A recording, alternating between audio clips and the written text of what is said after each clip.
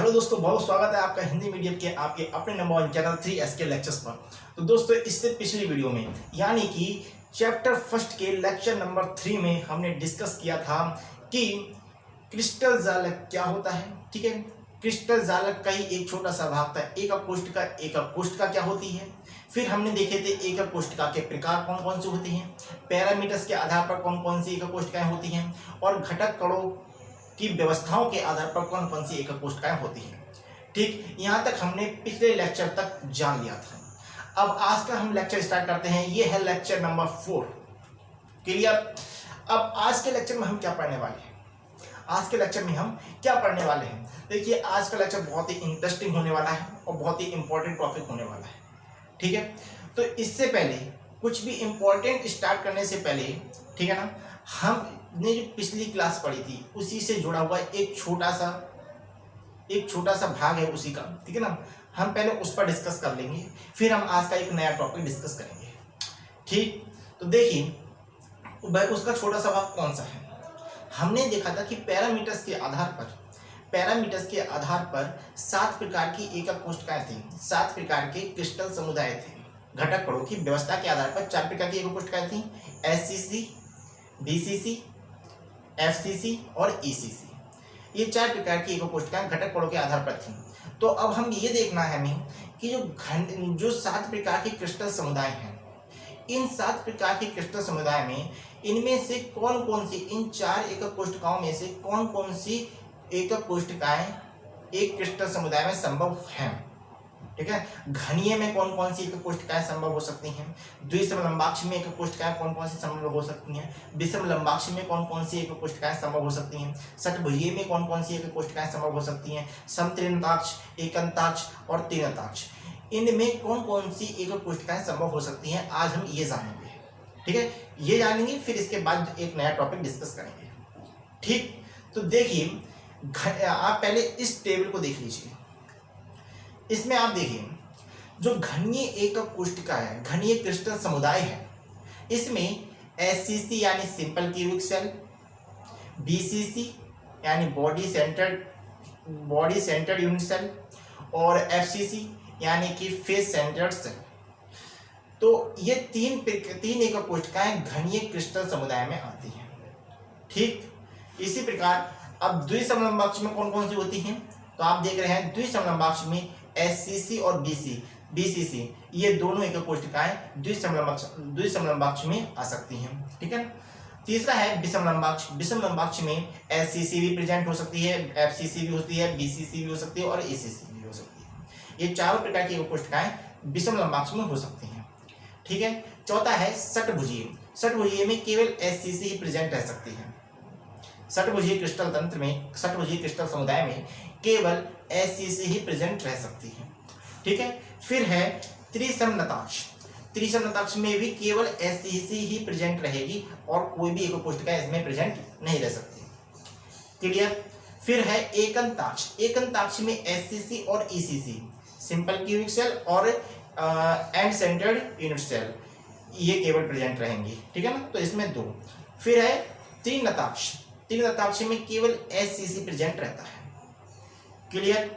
अब इस प्रकार से हम जब इनका योग करें, घनीय में 3, द्विसम लंबाक्ष में 2, विषम लंबाक्ष में 4, षटभुजीय में 1, त्रिसमनताक्ष में 1, एकंताक्ष में 2 और तीनताक्ष में 1, जब हम इनका योग करते हैं तो आता है 14। ये जो होते हैं इन्हें कहते हैं ब्रेवे जालक। क्या कहते हैं? व्रेवे जालक, क्योंकि इस बात की खोज जो की थी वो व्रेवे ने की थी, इसीलिए इन्हें कहते हैं ब्रेवे जालक। ठीक है ना, ये 14 प्रकार के ब्रेवे जालक होते हैं। क्लियर। अब बढ़ते हैं अपने नेक्स्ट टॉपिक की। नेक्स्ट टॉपिक में आज हमें सबसे पहले जानना है कि जो हमने एकक कोष्ठिका जो हमने अब तक पढ़ते हुए आए हैं, ठीक है ना, बहुत ही इसका डीपली अध्ययन करेंगे हम, बहुत ही डीपली अध्ययन करेंगे इसका। ठीक है, तो अब तक जो हम एकक कोष्ठिका पढ़ते हुए आए हैं, इसी की एक अंदर की बात है। क्या बात है कि जो एकक कोष्ठिका हमने ये देखी थी, जो ये अंदर की एकक कोष्ठिका जो हमने ये कोष्ठिका देखी थी, क्या एकक कोष्ठिका वास्तव में ऐसी होती है? एकक कोष्ठिका वास्तव में ऐसी होती है? जी नहीं। एक कोशिका वास्तव में ऐसी नहीं होती। एक कोशिका का रियल स्ट्रक्चर ऐसा नहीं होता है। एक कोशिका के रियल स्ट्रक्चर की बात करूं तो एक कोशिका का जो रियल स्ट्रक्चर होता है, वास्तविक संरचना जो होती है वह इस प्रकार की होती है। एक कोशिका की जो रियल स्ट्रक्चर होती है वह इस प्रकार की होती है। इसमें आप देखेंगे कि 8 गोले हैं। 8 गोले हैं, ये गोले हैं, इन्हें ही कण कहेंगे, ठीक है ना। ये कण हैं, एक कोशिका में कण हैं। ये 8 गोले जो हैं ये कण हैं। अब एक कोशिका इस प्रकार की एक कोशिका बनी कैसे? इस प्रकार की एक कोशिका बनी कैसे? रियल स्ट्रक्चर ये होता है उस वाली एक कोशिका का, ठीक है ना। तो ये स्ट्रक्चर बनी कैसे? तो हमने क्या किया कि जब ये 8 गोले हैं, इन गोलों के केंद्रों को मिलाएं, इन गोलों के केंद्रों को मिलाएं कुछ इस प्रकार से, जैसा कि आप देख रहे हैं, ठीक है ना। यदि इन 8 गोलों के केंद्रों को आपस में कनेक्ट करें, आपस में मिलाएं, तो और गोलों को छोटा कर देखें, गोलों को छोटा कर देखें, तो इस प्रकार की हमें एक कोशिका प्राप्त हो जाती है। समझ में आया? नहीं आया? जब इन 8 गोलों के केंद्रों को मिलाते हैं, जब इन 8 गोलों के केंद्रों को मिलाते हैं और गोलों को छोटा कर देखते हैं, तो इस प्रकार की एक कोशिका हमें प्राप्त होती है, ठीक है ना। अब आप जरा इस पर फोकस कीजिए। बताने वाली बात, इसका मेन पॉइंट यही है कि इस एक कोशिका में एक गोले का कितना भाग एक कोशिका में आया। हमने केंद्रों को मिलाया है, तो ये तो क्लियर है कि पूरा गोला, पूरा कण एक कोशिका के अंदर नहीं आया है। एक कोशिका के अंदर पूरा गोला नहीं आया है, क्योंकि हमने केंद्रों को आपस में मिलाया है, ठीक है ना। तो जो हाईलाइट किया हुआ आप भाग देखिए, जो हाईलाइट किया है मैंने जो भाग, केवल ये भाग, एक गोले का केवल ये भाग एक कोशिका के अंदर आया है। 8 कोने हैं, 8 कोनों पर 8 गोले हैं, और प्रत्येक गोले का केवल ये हिस्सा एक कोशिका के अंदर आएगा। ये हिस्सा कितना है? गोले का 1/8वां भाग है, गोले का 1/8वां भाग है, ठीक है ना। अब मैं गोले के शेष जो बाहरी भाग रह गया, यदि मैं इसे हटा दूं तो हमें संरचना कुछ इस प्रकार से प्राप्त होती है। ये केवल गोले के जो गोले के एक कोशिका के अंदर का भाग, गोला जो एक कोशिका में शेयर हुआ है, शेयर हुआ भाग है केवल, ठीक है ना। तो इस प्रकार की हमें एक कोशिका, वास्तव में रियल स्ट्रक्चर ऐसा होता है। वास्तव में जो इसका रियल स्ट्रक्चर होता है एक कोशिका, वो इस प्रकार का होता है। इतना भाग, प्रत्येक गोले का इतना भाग इसमें शेयर होगा, ठीक है। अब बात करें कि बाकी का भाग कहाँ जाएगा एक कोशिका का? एक कोशिका का बाकी का भाग कहाँ जाएगा? अब बात करें कि इतना जो 1/8वां भाग शेयर हुआ, ठीक है ना। तो गोले का बाकी का भाग, शेष बचा हुआ भाग कहाँ जाएगा? शेष बचा हुआ भाग कहाँ जाएगा? तो आपको जरा अब इनमें इन सारी स्ट्रक्चर्स को मैं हटा देता हूँ, ठीक है ना। अभी एक स्ट्रक्चर पर फोकस करेंगे, ये देखने के लिए कि एक गोले का 1/8वां भाग एक कोशिका के अंदर शेयर हुआ, तो गोले का शेष भाग कहाँ पर जाएगा? गोले का शेष भाग कहाँ पर जाएगा, ठीक है ना। तो इन्हें मैं हटाता हूँ। अब एक नए स्ट्रक्चर से समझते हैं कि एक कोशिका में जो गोले का 1/8वां भाग शेयर हो रहा है, तो गोले का शेष भाग कहाँ पर जाएगा, ठीक है। इन्हें हटाते हैं। अब देखिए कि इसे देखिए आप, इसमें आप देख रहे हैं कि एक गोला है, किसी एक कोशिका के एक कोने पर एक गोला है। स्ट्रक्चर में आपको दिख रहा होगा साफ, ठीक है। किसी एक पूरा एक क्रिस्टल जालक है, पूरा एक क्रिस्टल जालक है, ठीक है ना। और पूरे एक क्रिस्टल जालक में हमने केवल एक गोले पर फोकस किया है, ठीक है ना। एक गोले को पकड़ा है, तो एक गोले की शेयरिंग कितनी एक कोशिकाओं में हो रही है? एक गोले की शेयरिंग कितनी एक कोशिकाओं में हो रही है? तो आप देखिए, एक गोले की शेयरिंग यहाँ पर एक शेयर हो गया, जहाँ पर मैंने आपको पेन चल रहा होगा वहाँ पे, ठीक है, वहाँ पे मार्क लग रहा है। जहाँ पर भी मैं बता रहा हूँ वहाँ पर मार्क लगता हुआ आएगा आपके सामने, भैया कोई टेंशन वाली बात नहीं है। तो इसमें आप देख रहे हैं कि जो एक गोला है, ठीक है ना, कितनी एक कोशिकाओं में शेयर हो रहा है, ठीक है। तो जहाँ पर आप देखिए कि एक गोले का 1/8वां भाग इस वाली एक कोष्ठका में शेयर हो गया, साइड वाली एक कोष्ठका में, ठीक है ना। 1/8वां भाग, 1/8वां भाग इसके जस्ट पीछे वाली एक कोष्ठका में शेयर हो गया, ठीक है ना। और 1/8वां भाग ही इसके पास वाली एक कोष्ठका में शेयर हो गया, ठीक है। तो 4 एक कोष्ठकाओं में नीचे शेयरिंग हुई, 4 एक कोष्ठकाओं में नीचे शेयरिंग हुई है, ठीक है ना। अब ठीक ऊपर भी 4 एक कोष्ठकाओं में इस गोली की शेयरिंग होगी, इस गोली की ठीक ऊपर भी 4 एक कोष्ठकाओं में शेयरिंग होगी, ठीक है। देखिए एक कोष्ठका है, ठीक है ना, जिसके किसी एक कोने पर एक गोला या एक कण रखा हुआ है, ठीक है ना। इसके पास में एक कोष्ठका और रख दी तो 1/8वां भाग उसमें भी शेयर हो गया इसका, ठीक है ना। उसके जस्ट पीछे एक कोष्ठका और रख दी है तो उसमें भी 1/8वां भाग शेयर हो गया, ठीक है ना। और एक कोष्ठका उसके पास रख दी तो 1/8वां भाग उसमें भी शेयर हो गया। तो 4 एक कोष्ठकाओं में 1/8वां भाग नीचे शेयर हुआ है, ठीक है ना। अब ऊपर की बात करते हैं, इसके ऊपर एक कोष्ठका और रखी हमने, ठीक है ना, तो 1/8वां भाग उसमें शेयर हुआ। अब ऊपर वाले के पास में एक कोष्ठका और रख दी है तो 1/8वां भाग उसमें भी शेयर हो गया, ठीक है ना। अब इन दोनों के पास में एक कोष्ठका और रख दी है, ठीक है ना, तो 1/8वां भाग इसमें शेयर हो गया। तो टोटल जो एक गोले की शेयरिंग होती है वो 8 एकक कोष्ठकाओं में होती है। एक गोले की शेयरिंग 8 एकक कोष्ठकाओं में होती है। क्लियर।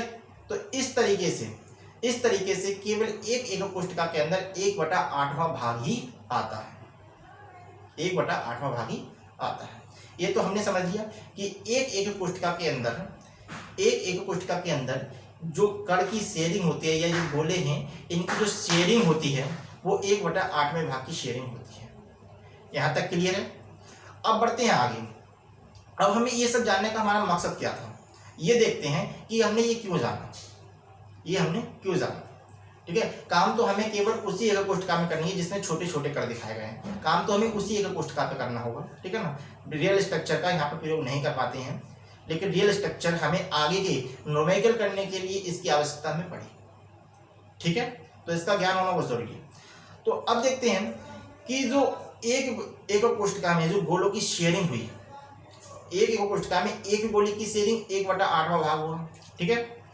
तो एक कोष्ठका में टोटल कितने गोले शेयर हुए, अलग अलग एक कोष्ठका में कितने गोले शेयर हुए, प्रभावी कण कितने हैं, ठीक है, कितने कणों की शेयरिंग हुई, प्रभावी कणों की संख्या कितनी है। तो अलग अलग एक कोष्ठका में अब हम ये देखेंगे, ठीक है ना। एससीसी में कितने गोले शेयर हुए, एससीसी में कितने कण हैं यानी प्रभावी कणों की संख्या कितनी है, बीसीसी में प्रभावी कणों की संख्या कितनी है, एफसीसी में प्रभावी कणों की संख्या कितनी है। अब हम इसे फाइंड करेंगे, ठीक है। चलिए अब आगे बढ़ते हैं। तो सबसे पहले करते हैं कि एससीसी में कितने गोले, एससीसी में प्रभावी कणों की संख्या कितनी होती है। देखिए प्रभावी कणों की जो संख्या होती है हम उसे जेड से रिप्रेजेंट करते हैं, प्रभावी कणों की संख्या को हम जेड से प्रेजेंट करते हैं, ठीक है ना। प्रभावी कणों की संख्या का मतलब क्या हो गया कि एक कोष्ठका के अंदर कितने कण आएंगे, एक कोष्ठका के अंदर कितने कण प्रेजेंट होंगे, ठीक है ना। इस वाली एक कोष्ठका में हम देख रहे हैं कि 8 कण प्रेजेंट होते हैं, लेकिन ये वास्तविकता नहीं है, ये वास्तविकता नहीं है। हमें पूरे गोले दिखाई दे रहे हैं, पूरे कण दिखाई दे रहे हैं, लेकिन ये वास्तविकता नहीं है, ठीक है ना। ये तो हमने अभी देखा था, ये वास्तविकता नहीं है। प्रत्येक गोले का 1/8वां भाग ही शेयर होता है, ठीक है, ये तो समझ लिया था। तो इस प्रकार से एफसीसी में, एससीसी में, बीसीसी में कितने गोले हैं, टोटल कितने गोले हैं, कितने कण हैं, इस बात को समझते हैं, ठीक है। तो सबसे पहले बात करेंगे हम एससीसी की। एससीसी में प्रभावी कणों की संख्या यानी कितने गोले हैं ये फाइंड करते हैं, ठीक है। तो आप जरा देखिए कि एससीसी क्या होती है। एससीसी जिसमें जो घटक कण हैं, जिसमें कण हैं, गोले जो हैं वो 8 कोनों पर होते हैं, केवल कोनों पर घटक कण प्रेजेंट होते हैं एससीसी में, ठीक है। तो अब आप ये देखिए कि 8 गोले हैं, 8 कण हैं और प्रत्येक कण का 1/8वां भाग शेयर हो रहा है, प्रत्येक कण का 1/8वां भाग शेयर हो रहा है। तो कितना आएगा, एक कोशिका के अंदर कितना गोला होगा, कितने गोले होंगे, आप ये देखिए। तो देखिए कैसे फाइंड करेंगे। टोटल गोले कितने हैं, टोटल गोले हैं, टोटल कण कितने हैं, टोटल कण जो हैं वो हैं 8 जो हमें दिखाई दे रहे हैं, ठीक है ना, 8 है। लेकिन प्रत्येक कण का 1/8वां भाग शेयर हो रहा है। तो इस प्रकार से हमें 8 से 8 कैंसिल हो जाएगा, इस प्रकार हमें 1 प्राप्त होगा। यानी कि अगर हम बात करें प्रभावी कण कितने हैं, तो प्रभावी कणों की संख्या हमें 1 प्राप्त होगी SCC में। प्रभावी कणों की संख्या हमें कितनी प्राप्त होगी, SCC में 1 होगी। SCC में हमें कितना मिलेगा, 1। Z का मान हमें 1 मिलेगा। क्लियर। अब बात करते हैं हम कि BCC में हमें कितने प्रभावी कणों की संख्या प्राप्त होगी BCC में। तो BCC का आप देखिए, BCC क्या होती है, जिसमें BCC फुल फॉर्म क्या है, body centred unit cell. Body centred unit cell, काय केंद्रित एकक कोशिका, बॉडी सेंटर्ड यूनिट सेल, ठीक है। तो अब इसमें क्या है, इसमें देखिए आप घटक कण जो हैं वो कोनों पर तो होते ही हैं, ठीक है ना, घटक कण कोनों पर तो होंगे ही, लेकिन एक घटक कण एक कोशिका के केंद्र पर भी होता है, एक कोशिका के केंद्र पर भी होता है एक घटक कण, ठीक है। तो कुछ नहीं करना, इसमें एक कण और बढ़ गया। SCC में 8 घटक कण थे, SCC में 8 कोने थे, 8 कोनों पर कण प्रेजेंट थे, तो हमें 1 प्राप्त हुआ। अब 8 कोनों पर कण तो इसमें भी होंगे, ठीक है ना, तो एक तो हमें वहां से मिल जाएगा, इस प्रकार से एक तो हमें वहां से मिल जाएगा, ठीक है। अब एक कण और बढ़ गया जो कि सेंटर्ड में है, इसकी शेयरिंग किसी दूसरी एक कोशिका से नहीं होगी, ये पूरा गोला इसका अपना है, तो एक ये आ गया। तो इस प्रकार से हमें 2 प्रभावी कणों की संख्या हमें 2 मिलेगी। क्लियर। कैसे, नहीं समझ में आया, चलिए फिर से एक बार देख लेते हैं, एक बार निकाल ही लेते हैं, ठीक है, ऐसा कर सकते हैं।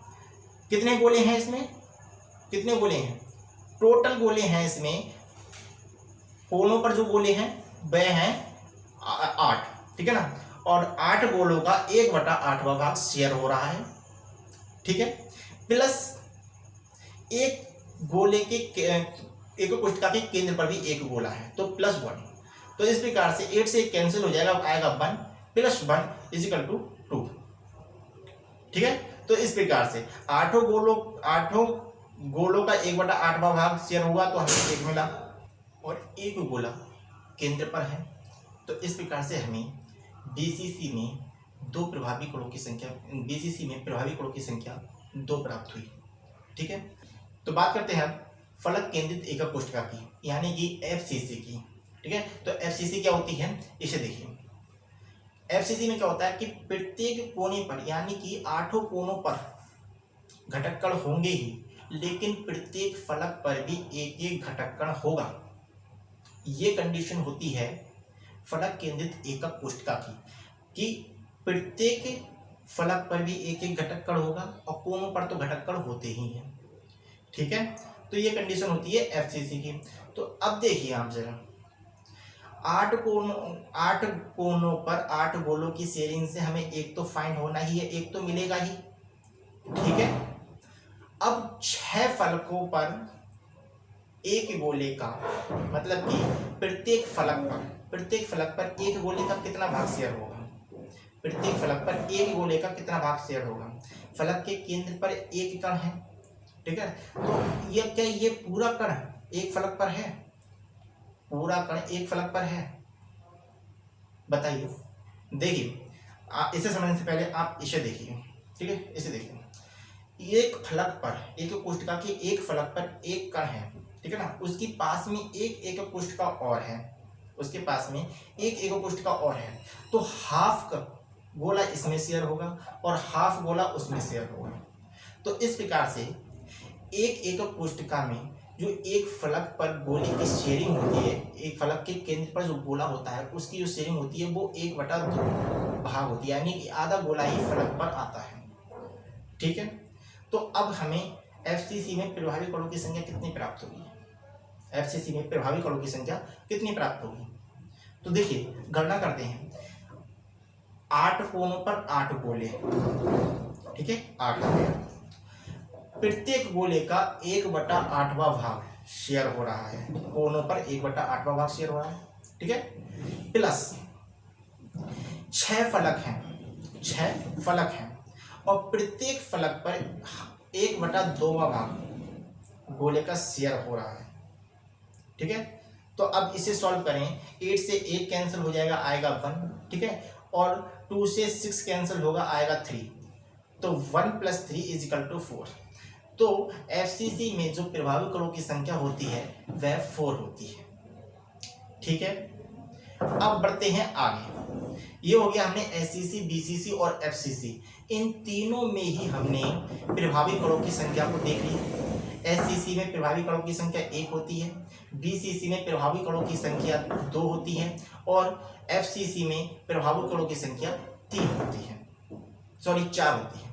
ठीक है, अब यहाँ तक हमने समझ लिया। अब आते हैं एक नए टॉपिक पर। अब एक नए टॉपिक पर आते हैं। अब हमें क्या फाइंड करना है, देखिए स्ट्रक्चर से पहले देखिए, आगे तब बढ़ेंगे, पहले स्ट्रक्चर में मैं आपको समझा देता हूँ। इसमें देखिए, इस वाले स्ट्रक्चर में आप देखिए कि ये सिंपल क्यूबिक सेल है। ठीक है ना, सिंपल क्यूबिक सेल है जिसमें दिखाया गया है कि प्रत्येक गोले का कितना भाग एक कोशिका में शेयर हुआ है, इसमें ये दिखाया गया है। ठीक है ना, इससे समझते हैं। अब इसमें आप ये देखिए कि प्रत्येक सिंपल क्यूबिक सेल है, इसमें प्रत्येक गोले की विमा ए ही होगी। यानी सिंपल क्यूबिक सेल में क्या होती है कि सारी भुजाएं बराबर होती हैं, ए बराबर बी बराबर सी, यानी प्रत्येक भुजा को हम ए मान सकते हैं। ठीक है, तो अब हमें ये देखना है कि गोले की जो त्रिज्या है, गोले की जो त्रिज्या है और गोले की त्रिज्या और ए में क्या रिलेशन है। गोले की त्रिज्या ए और एकक कोशिका की विमा या लंबाई, अक्षीय लंबाई, इन दोनों में क्या रिलेशन है। ठीक है ना, तो अब ये हम घनीय एकक कोशिका में ये फाइंड कर रहे हैं। घनीय एकक कोशिका के लिए ए और आर के बीच रिलेशन फाइंड कर रहे हैं। ठीक है ना, तो अब आप इसमें देखिए हमने क्या करा था, ये तो हमें एकक कोशिका बाद में, ये वाली तो स्ट्रक्चर हमें बाद में प्राप्त हुई। पहले हमने इस वाली एकक कोशिका में गोलों के केंद्रों को आपस में कनेक्ट किया। ठीक है ना, तो गोले के केंद्रों को आपस में कनेक्ट किया। तो एक फिर ये वाली लंबाई जो है, जिसे मैं लाइन से दिखा रहा हूँ, ये वाली लंबाई क्या हुई, एक गोले की त्रिज्या तो हुई है, एक गोले की त्रिज्या हुई। गोले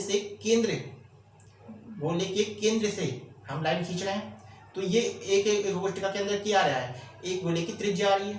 ठीक है ना, तो एक गोले की त्रिज्या आ रही है, तो हमें ए और आर इन दोनों के बीच रिलेशन फाइंड करना है।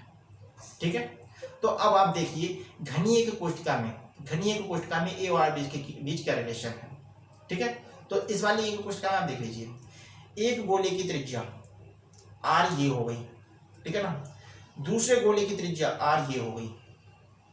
ठीक, ये पूरी लंबाई क्या है, विमा ए है, इस पूरी अक्ष की लंबाई क्या है, ए लंबाई है। ठीक है, तो एक बराबर क्या हुआ, ए बराबर हो गया 2r, ए बराबर 2r। भाई एक गोले की त्रिज्या एक कोशिका में शेयर हुई, ये जो लंबाई है वो r है। ठीक है ना, ये दूसरा गोला है, इसकी भी r है, दोनों कण एक दूसरे से चिपके हुए हैं। ठीक है ना, तो r + r, एक r ये हो गया, एक r वो हो गया, 2r हो गए।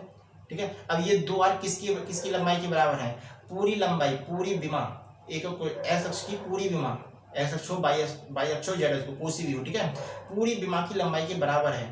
पूरी विमा की लंबाई कितनी है, a, पूरी विमा कितनी है, a, तो एक बराबर क्या आ जाएगा, 2r। क्लियर। तो घनीय एकक कोशिका में ए और बी के बीच क्या रिलेशन फाइंड हुआ, a बराबर 2r। यहां तक क्लियर हुआ। तो दोस्तों अब बात करते हैं कि फलक केंद्रित एकक कोशिका में ए और आर के बीच क्या रिलेशन होता है। ठीक है, तो अब फलक केंद्रित एकक कोशिका के लिए देखते हैं। देखिए फलक केंद्रित एकक कोशिका क्या होती है, पहले तो ये देख लेते हैं, तभी हम फाइंड कर पाएंगे ए और आर के बीच रिलेशन। ठीक है ना, इसीलिए मैं हर एकक कोशिका को बार बार दोहराता हूँ, ठीक है ना, ताकि ये बिल्कुल दिमाग में, माइंड में सेट हो जाए, कुछ भी हमें नया नहीं लगे। ठीक है, तो फलक केंद्रित एकक कोशिका में क्या है कि 8 कोणों पर तो कण होंगे ही, लेकिन प्रत्येक फलक पर भी एक एक कण होगा। ये होती है फलक केंद्रित एकक कोशिका। ठीक है, हमें फाइंड करना है ए और आर के बीच रिलेशन, ठीक है, तो मैं पहले आपको इसका रियल स्ट्रक्चर दिखाता हूँ कि फलक केंद्रित एकक कोशिका का रियल स्ट्रक्चर हमें कैसे दिखाई देगा, ठीक है ना। तो इसका जो रियल स्ट्रक्चर होता है वह इस प्रकार का होता है, इसमें केवल वही कण दिखाए गए हैं, उतने ही कण दिखाए गए हैं कि कणों का उतना ही भाग दिखाया गया है जो एकक कोशिका में शेयर हो रहा है, ठीक है ना। लेकिन अगर हम वैसे दिखाएं तो ऐसी दिखाई देती है, ठीक है ना। इसमें क्या है, इसमें कण पूरे दिखाई देंगे, लेकिन उस वाली एकक कोशिका में केवल उतने ही कण दिखाई देंगे कण का जितना भाग शेयर हो रहा है ना। तो रियल स्ट्रक्चर ये है एकक कोशिका की, ठीक है। तो इसे आप देखना कि इसमें जो कण हैं उनके बीच कण इसमें पहले आप ये देखिए एक फलक पर हमें कितनी त्रिज्या प्राप्त हो रही है, पहले हमें ये देखना होगा, तभी तो हम आर के बीच रिलेशन फाइंड कर पाएंगे, आर और ए के बीच, ठीक है ना। चलो मैं इसे बाद में देखता हूँ। पहले हम ऊपर वाली जो एकक कोशिका है, यानी कि जिससे हम अध्ययन कर रहे हैं, ठीक है ना, उस वाली एकक कोशिका से हम पहले इनके बीच रिलेशन फाइंड करते हैं, फिर वहां पर हम आर की वैल्यू रख देंगे, ठीक है ना। आर की वैल्यू हम बाद में प्राप्त कर लेंगे कैसे, ये बहुत ईजी है, आप देखना जरा। इसमें आप देखें, इसमें मैं कोई एक फलक उठा लेता हूँ, ठीक है। ये वाली एकक कोशिका भी मैं हटा देता हूँ, ठीक है, इसमें बाद में डिस्कस कर लेंगे। ये जो है एकक कोशिका, इसका कोई एक फलक मैं उठा लेता हूँ, ठीक है, जो ऐसा दिखाई देगा, ठीक।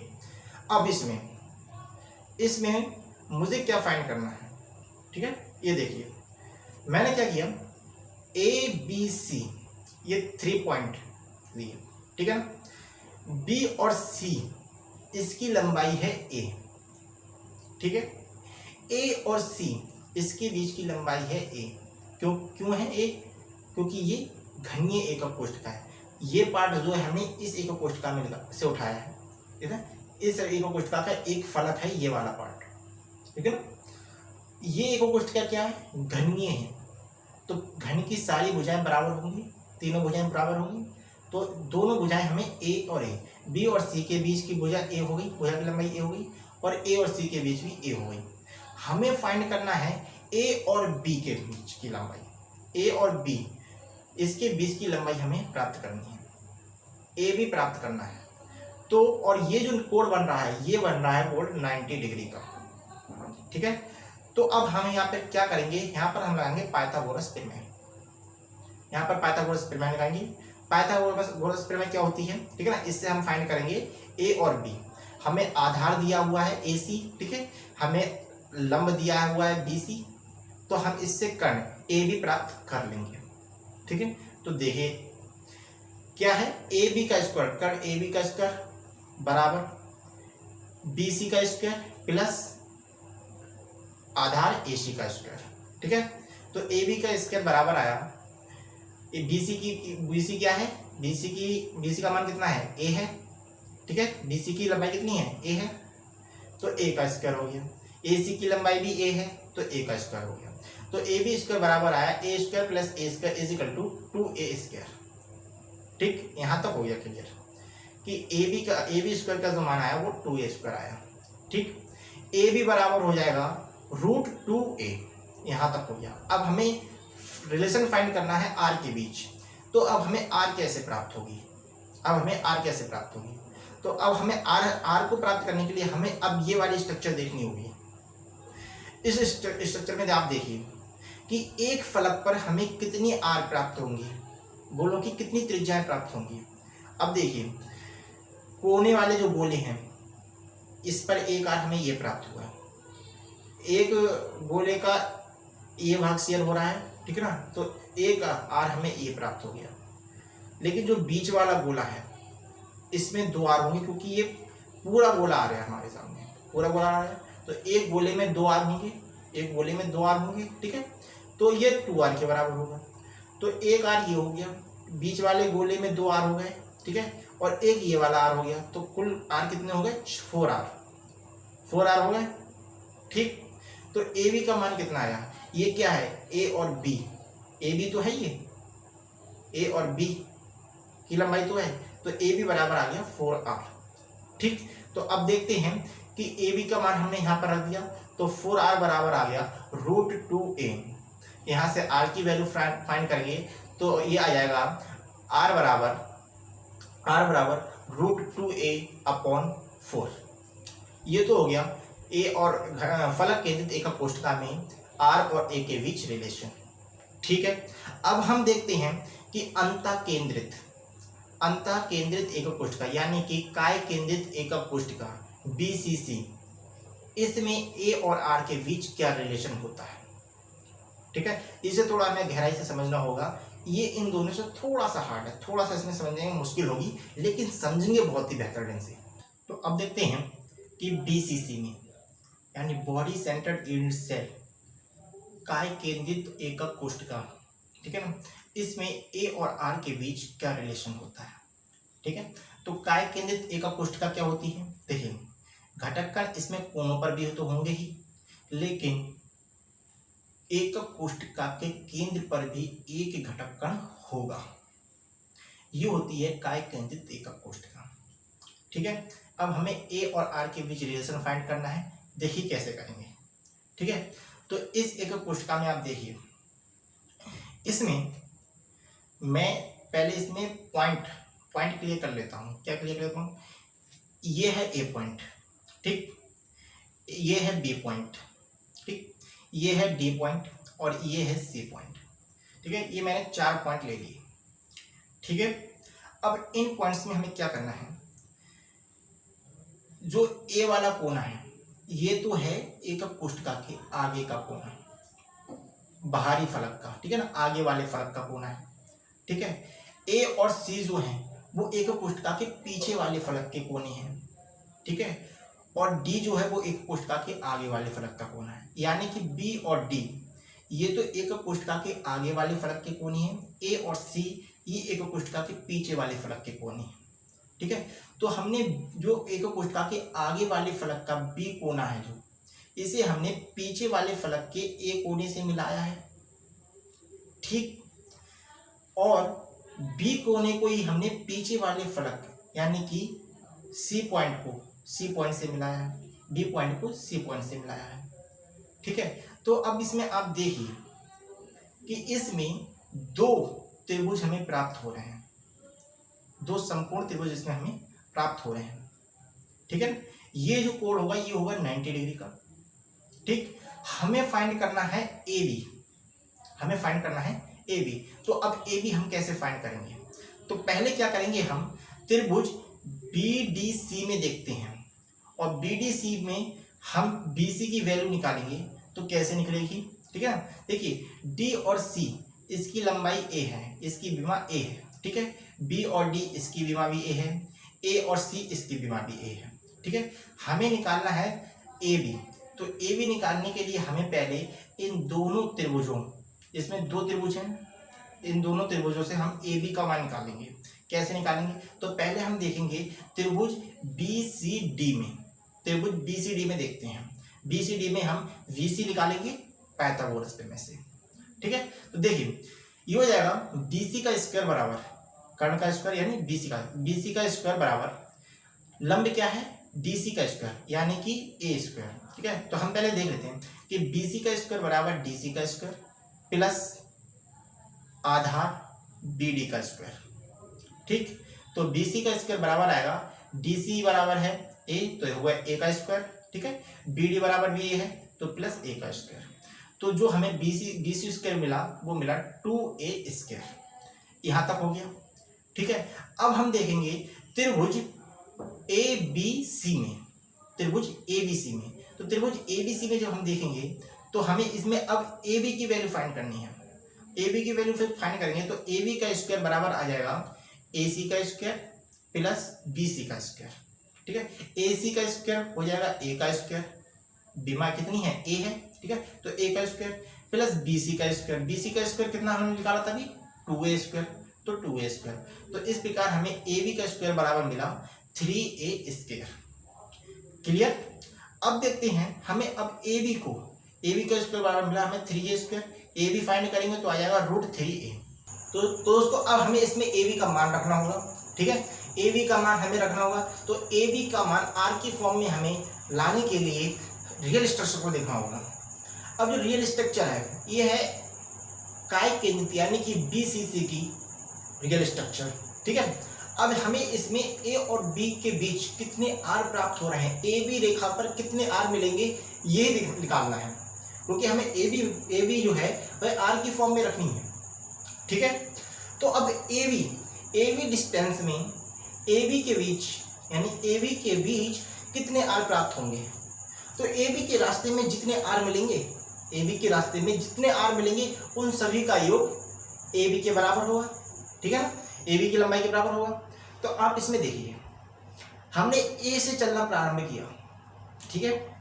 A बिंदु पर एक गोला है जिसकी त्रिज्या R है, ठीक है, तो एक R तो ये हो गया। थोड़ा और आगे बढ़े तो हमें एक R इस कोने पर प्राप्त हुआ, देख रहे हैं, ठीक है, एक R ये हो गया। थोड़ा और आगे बढ़े तो एक गोला हमें सेंटर में प्राप्त हुआ जिसकी त्रिज्या R है, तो एक R यहाँ पर हो गया, ठीक है। अब आ गए हम B पॉइंट पर, और B पॉइंट पर भी एक गोला है जिसकी त्रिज्या R है, तो इस प्रकार से हमें 4 R प्राप्त हुए AB रेखा पर, ठीक है। तो हम AB बराबर क्या रख सकते हैं 4R, 4R प्राप्त हुए, 4R प्राप्त हुए, तो AB का मान हम 4R रख सकते हैं। एक R A पॉइंट पर है, थोड़ा और आगे बढ़ेंगे एक R और मिल गया हमें, 2R हो गए। सेंटर पे आ गए चल के तो एक R वहाँ पर प्राप्त हुआ, 3R हो गए। B पॉइंट पर आ गए तो एक R वहाँ पर प्राप्त हुआ, 4R हो गए। तो इस प्रकार से हम AB का मान 4R रख सकते हैं, ठीक है। तो यहाँ पर हमने यहाँ पर AB बराबर 4R रखा तो हमें मिला 4R बराबर A√3। जब यहाँ से R की वैल्यू निकाली तो आया A√3/4, ठीक। तो अब हमने SCC, BCC और FCC इन तीनों ही एक कोष्ठकों में A और R के बीच रिलेशन फाइंड कर लिया, ठीक है। SCC में क्या रिलेशन निकल के आया था, A बराबर 2R, ठीक है, या R बराबर A/2। FCC में क्या रिलेशन निकल के आया था, A√2/4, ठीक है। अब BCC में क्या रिलेशन निकल के आया, R बराबर A√3/4। FCC में A√2/4 था R बराबर, BCC में A√3/4 है R बराबर, ठीक है। तो यहाँ तक अब हमने ये क्लियर कर लिया। तो आज की वीडियो में बस इतना ही, मिलते हैं अगली वीडियो में। वैसे सोचा था कि वीडियो में एक नया टॉपिक और भी डिस्कस करेंगे, लेकिन वीडियो ज़्यादा लेंथी हो जाएगी, इसीलिए इसे आज यहाँ पे ही समाप्त करते हैं, ठीक है। तब तक के लिए यदि वीडियो पसंद आई हो तो इसे लाइक कीजिए, अपने दोस्तों में ज़्यादा से ज़्यादा शेयर कीजिए, और अगर चैनल पर नए हो और चैनल को सब्सक्राइब नहीं किया हो तो चैनल को सब्सक्राइब कर लीजिए। तब तक के लिए हंसते रहिए, मुस्कुराते रहिए, पढ़ते रहिए। जय हिंद।